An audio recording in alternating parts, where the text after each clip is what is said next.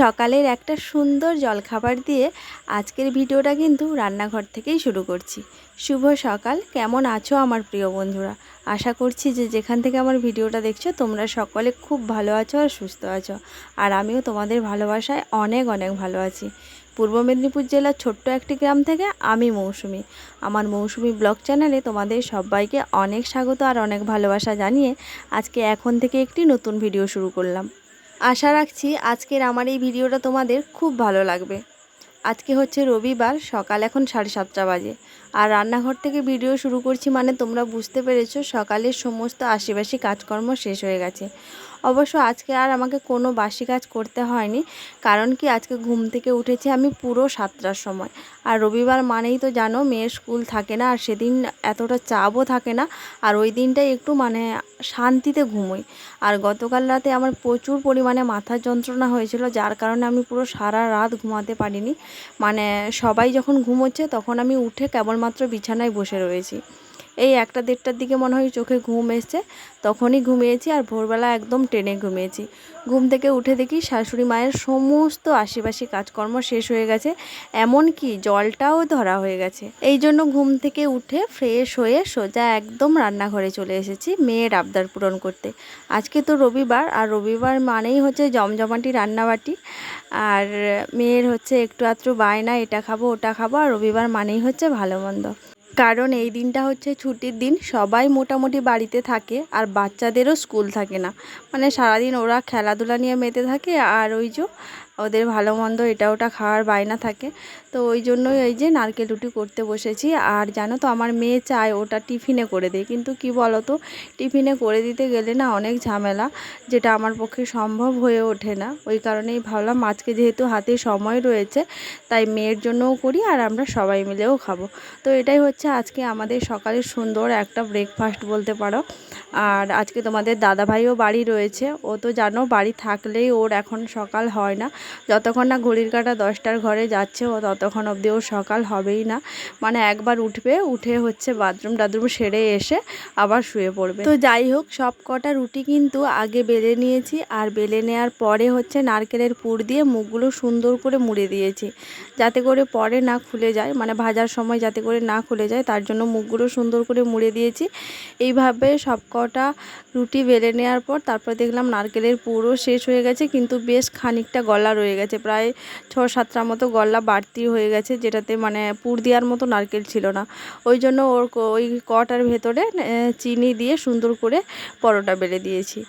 তো নারকেল রুটিগুলো ভাজা হয়েছে, আর ভাজা হয়ে যাওয়ার পর তোমাদের দাদাভাইকে খেতে দিয়েছি। আর খেতে দেওয়ার পর তারপরে আমি হচ্ছে স্নান করতে গেছিলাম। তো স্নান টান সেরে এসে এই যে দেখো এখন চুল আঁচড়াচ্ছি, এখনও আমার পুজো হয়নি। পুজো করব, তারপরে হচ্ছে আমি খাওয়া দাওয়া করব, তারপরে হচ্ছে দুপুরে রান্না বান্না। আর আজকে রবিবার মানেই তো মাংস হবেই। শুক্রবার হওয়ার কথা ছিল, আমার মেয়ে সেই কবে থেকেই বলছে মা মাংস খাবো, শুক্রবার থেকেই বলছে। কিন্তু শুক্রবারের আগে আমার তো শরীর খারাপ ছিল, কদিন ধরে জ্বর। আর শুক্রবার তোমাদের দাদাভাইও বাড়ি ছিল না, কলকাতা গেছিলো, ওই কারণেই হচ্ছে বাড়িতে মাংস হচ্ছিল না। আর আজকে সকাল থেকে যে কতবার ওর বেরানো হয়ে গেল যে বাজার যাবে, ও একা একা নাকি বাজারে গিয়ে মাংস নিয়ে আসবে। সকাল থেকে অনেক ধমক দিয়ে ওকে ঘরে রেখেছি, জানো তো কতবার যে বাজার যাওয়ার জন্য বেরিয়েছে কোনো ঠিক নেই। সকালে তো বাবা যখন দোকান যাবে ঠিক তখনও বেরিয়ে পড়েছিল, কিন্তু বাবা বললো কি তোর বাপি আজকে বাড়ি আছে, বাপি যখন যাবে বাজার তখন বাপির সঙ্গে যাবি। এবার বাপিকে বলতে তো ও সাহস পাচ্ছে না, কারণ ঘরে যে আমরা 5জনা বাস করি, এই 5জনার মধ্যে কেবলমাত্র ও শুধু খালি ওর বাপিকেই ভয় পায়, আর কাউকেই ভয় পায় না। তো ওই জন্য বাপিকে বলতে পারছে না। তো যাই হোক, শেষমেশ শ্বশুরমশাই কিন্তু পাশের বাড়ির ভাসুরের হাতে মাংস কিনে পাঠিয়ে দিয়েছিল, তাই আর আলাদা করে কারুর বাজার যাওয়া লাগেনি। তোমাদের দাদাভাই যেমন নর্মালি দোকান যায় তেমনই খাওয়া দাওয়া করে দোকান বেরিয়ে গেছে। তো আমি স্নান টান সেরে এই যে দেখো না চুলটা আঁচড়ে নিলাম, তারপরে একটুখানি মুখে ডে ক্রিম লাগিয়ে নিচ্ছি, কারণ কি এই 2 দিন ধরে খুব গরম, আর এত রোদ বেরিয়েছে, সারাদিন প্রচুর পরিমাণে রোদ হচ্ছে, আর বিকেলবেলা করে বৃষ্টি হচ্ছে, ঠিক 4:30-5টার দিক হচ্ছে তখন থেকেই বৃষ্টি হচ্ছে, নাহলে রোজ সকালবেলা একদম সেই আগের মতো রোদ বেরাচ্ছে। তো যাই হোক, দেখো চুল টুল আঁচড়ে এখন সিঁদুরটা পরে নিচ্ছি। আর সিঁদুর পরে কি করব বলো তো, বাসি বিছানা তুলবো। হ্যাঁ, তোমরা নিশ্চয়ই অবাক হচ্ছ, অবাক হওয়ারই কথা, এখন 10টা সাড়ে 10টা বাজে আর আমি কিনা বাসি বিছানা তুলছি। পুজো করতে যাব, পুজোর আগে যদি বাসি বিছানা না তুলি লক্ষ্মী ঠাকুর সত্যি সত্যি আমার ঘর ছেড়ে পালিয়ে যাবে। কি করব বলো তো, তোমাদের দাদাভাই এতক্ষণ অবধি বিছানায় শুয়েছিল। ও বেরিয়ে যাওয়ার পর না আমি বিছানাটা তুলবো, তার আগে কতবার বলি যে বাসি বিছানাটা আগে তুলে দিই, তারপর বিছানাটা ঝেড়ে দিই, তারপর না হয় তুমি ঘুমোবে। কিন্তু না, সে একদমই নড়বে না। যতক্ষণ না ঘর থেকে বেরিয়ে যায় ততক্ষণ আমি বিছানা ঠিক করতে পারি না। ও বেরিয়ে গেল, এই যে দেখো না, এবার বিছানা ঠিক করব। বিছানা ঠিক করার পর তারপরে হচ্ছে পুজো করতে যাব। এখনও বাসি ঘর কিন্তু ঝাড় দিইনি। দেখো বিছানা ঝাড়বো, বিছানার নোংরা নিচে পড়বে, তারপরেই তো ঘরটা ঝাড় দেবো, নাহলে তখন আবার ঘর ঝাড় দেবো, এখন ঘর ঝাড় দেবো মানে আমার ভালো লাগে না। ওই জন্য সবসময় ও বেরিয়ে যাওয়ার পরে ঘরের জিনিসপত্র গোছানো, ঘর ঝাড় দেওয়া, বিছানা পরিষ্কার করা, সব কাজগুলোই কিন্তু একসঙ্গে করে নিই। তো ঘর পরিষ্কার করার পরে তারপরে এই যে আসলাম ফুল তুলতে। আজকে অনেকটা বেলা হয়ে গেছে, রোদ দেখেই বুঝতে পারছো। আর দেখো আজকে রোদটা কীরকম বেরিয়েছে, পুরো এত রোদ লাগছে আমি ফুল তুলতে পারছি না। মানে পুরো মাথা থেকে ঘাম বেয়ে বেয়ে আমার পুরো কপালে পড়ছে, জানো না, এত পরিমাণ রোদ লাগছে আর এত পরিমাণ গরম লাগছে। তো যাই হোক, এখানে কয়েকটা জবা ফুল নেব। আর জবা ফুল তো তোমরা জানো, আমি আমার ঘরে ওই যে মনসা মা আছে আর কালী মা আছে, ওনাদের জন্যই হচ্ছে লাল ফুল তোলা। আর ঘরের গাছে যে কটা টগর ফুল আছে সে কটা টগর ফুল দিয়ে হচ্ছে পুজোটা সেরে নেব। তো ফুল তোলা হয়ে গেছে, তারপরে পুজো টুজো সেরে এই যে দেখো রান্নাঘরে আসলাম। সেই যে মাংসটা পাঠিয়েছে খোলাই হয়নি, জানো তো। আমি ভাবলাম বাকি মাংসটা নষ্ট হয়ে গেছে, আর মনেও ছিল না যে ফ্রিজে রেখে দিই, মানে বেমালুম পুরো ভুলে গেছি কাজের চাপে। তো যাই হোক, মাংসটা খুলে দেখলাম না ঠিকঠাকই আছে। তো তারপরে মাংস ধুয়ে নিয়ে এসে পরিষ্কার করে নুন হলুদ পেঁয়াজ কুচি সর্ষের তেল মাখিয়ে ম্যারিনেট করে রেখেছিলাম। তারপরে এদিকে দেখো না মশলা করতে বসেছি। তো মশলাটা সুন্দর করে কষিয়ে ফেলেছি।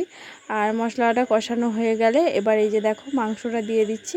এবার মাংসটা দেওয়ার পরে সুন্দর করে কষাবো। আর জানো, ভাত হয়ে গেছে, আজকে তেমন কিছু রান্না হয়নি, টুকটাক কি রান্না হচ্ছে, কারণ মাংস হলে সত্যি কথা বলতে কেউ আর কিছু খেতে চায় না।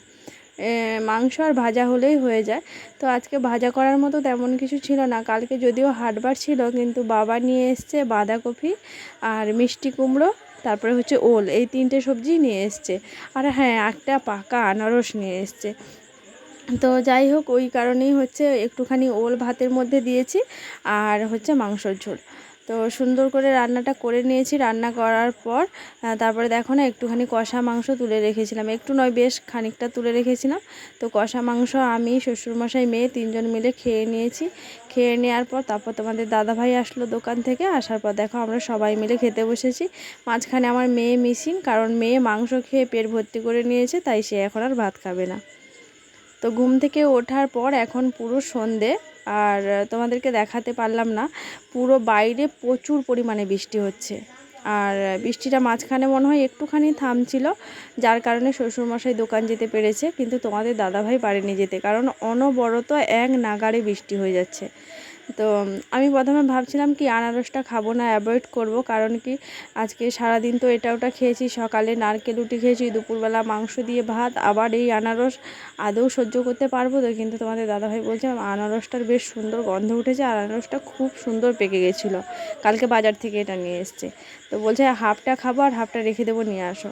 আর আনারস কাটতে আমি খুব ভয় পাই, এই জন্য দেখো তোমাদের দাদা কাটছে। সত্যি বলছি, আনারসটা খেতে এত ভালো ছিল। এমনিতেই আনারসের চোখের জন্য আমি খেতে খুব ভয় পাই, কিন্তু আজকে আনারসটা এত সুস্বাদু ছিল আর এত রসালো ছিল, মানে এখন যে আমি ভয়েস দিচ্ছি না, আমার পুরো জিভে জল চলে আসছে। তো যাই হোক, আনারস খাওয়ার পরে সন্ধে দেখানো হলো, আর সন্ধে দেখানোর পর মেয়ের পড়াশোনা হলো, আর পড়াশোনা হওয়ার পর হচ্ছে রান্নাঘরে আসলাম। আর ওদিকে বৃষ্টি হওয়ার কারণে তোমাদের দাদাভাইরও দোকান যাওয়া বন্ধ হয়ে গেল, দোকান গেল না। ওই জন্য বলছে তাড়াতাড়ি করে রান্না করে খেতে দাও, খেয়ে আজকে তাড়াতাড়ি ঘুমাবো। তো রান্নাঘরে এসে একটুখানি কুঁদরি আলু ভাজা করলাম, কারণ কি শ্বশুরমশাই আর শাশুড়ি মা মাংস খাবে না, আর আমরা মাংস খাবো, কারণ অনেকটা মাংসর তরকারি রয়েছে, আমরা 3জন মাংসর তরকারি দিয়ে খাবো। আর বাবা মায়ের জন্য হচ্ছে কুঁদরি আলু ভাজা করলাম, ওরা মুড়ি খাবে, আর আমরা 3জনে দেখো ভাত খাবো। ওরা বাপ মেয়ে খেতে বসেছে, আমি একটু পরে খাবো। তো যাই হোক, চলো ভিডিওটা আর বড় করব না, এখানেই শেষ করব। তোমরা সবাই ভালো থাকো, সুস্থ থাকো, সবাইকে আজকের মতো tata, bye bye, good night, শুভরাত্রি।